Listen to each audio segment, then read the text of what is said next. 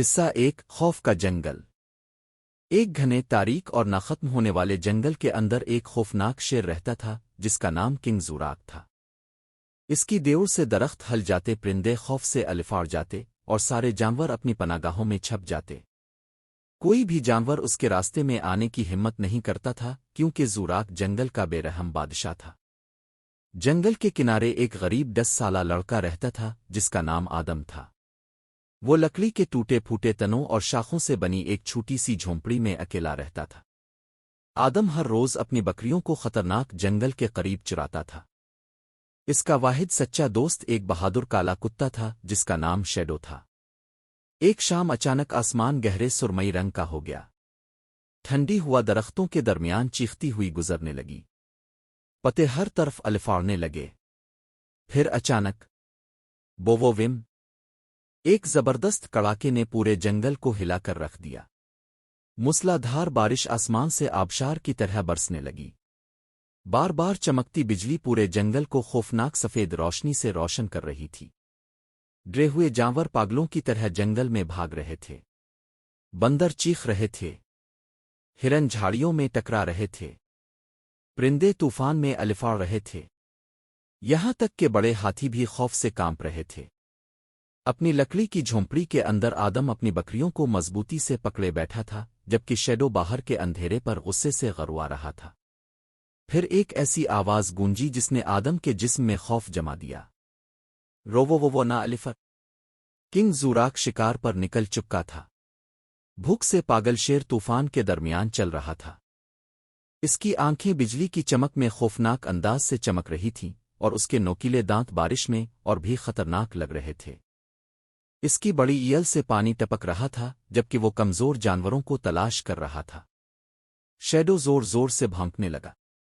آدم دھیمی آواز میں بولا، وہ ہمارے لیے آ رہا ہے۔ بجلی دوبارہ چمکی اور اچانک شیر جھونپڑی کے باہر ظاہر ہو گیا۔ اس کا دیوہیکل سایہ لکڑی کے دروازے پر پھیل گیا۔ کتے کا خطرناک منصوبہ۔ طوفان مزید خوفناک ہوتا جا رہا تھا۔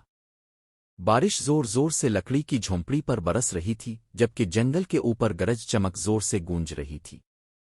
کنگ زوراک آہستہ آہستہ اپنے بڑے پنجوں سے دروازے کو کھروچ رہا تھا۔ چرر رک۔ کمزور لکڑی ٹوٹنے لگی۔ بکریاں خوف سے چیخنے لگیں۔ ایڈم نے آگ میں سے جلتی ہوئی لکڑی اٹھائی لیکن اس کے ہاتھ بری طرح کانپ رہے تھے۔ اچانک شیڈو نے بھونکنا بند کر دیا۔ ہوشیار کتا غور سے شیر کو دیکھنے لگا۔ پھر اچانک اس کے ذہن میں ایک خیال آیا۔ جھونپڑی کے پیچھے ایک پرانا شکاری گڑھا تھا جو گیلی پتوں اور ٹوٹی شاخوں کے نیچے چھپا ہوا تھا۔ کئی سال پہلے شکاریوں نے وہ گہرا گڑھا کھودا تھا، پھر وہ ہمیشہ کے لیے غائب ہو گئے تھے۔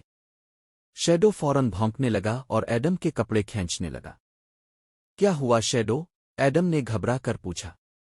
کتا فوراً جھونپڑی کے پیچھے کی طرف دوڑا۔ آخرکار ایڈم سمجھ گیا۔ تم شیر کو پھنسانا چاہتے ہو۔ اسی لمحے ایک زوردار دھماکے کے ساتھ شیر نے لکڑی کا دروازہ توڑ دیا۔ روووویر۔ کنگ زوراک خطرناک آنکھوں کے ساتھ اندر کود پڑا۔ ایڈم اور شیڈو طوفان میں بھاگنے لگے۔ شیر ان کے پیچھے کیچڑ بارش اور اندھیرے میں دوڑنے لگا۔ آسمان پر بجلی چمکی۔ اور قریب، مزید قریب، اور بھی قریب۔ دیوقامت شیر چھلانگ لگانے ہی والا تھا کہ اچانک ڈیڑا اناؤم زوراک کے نیچے کی زمین ٹوٹ گئی۔ شیر غصے سے دھاڑتا ہوا چھپے ہوئے گڑھے میں جا گرا۔ چاروں طرف کیچڑ اور پانی اچھل گیا۔ کنگ زوراک باہر چڑھنے کی کوشش کرتا رہا لیکن پھسلتی ہوئی دیواریں بہت اونچی تھیں۔ شیڈو گڑھے کے کنارے پر کھڑا غروا رہا تھا جیسے اپنی کامیابی پر فخر کر رہا ہو۔ ایڈم نے نیچے پھنسے ہوئے شیر کو دیکھا اور بلند آواز میں کہا، ایک سچا بادشاہ کمزوروں کی حفاظت کرتا ہے، انہیں تباہ نہیں کرتا۔ زندگی میں پہلی بار کنگ زوراک نے شکست تسلیم کرتے ہوئے اپنا سر جھکا لیا۔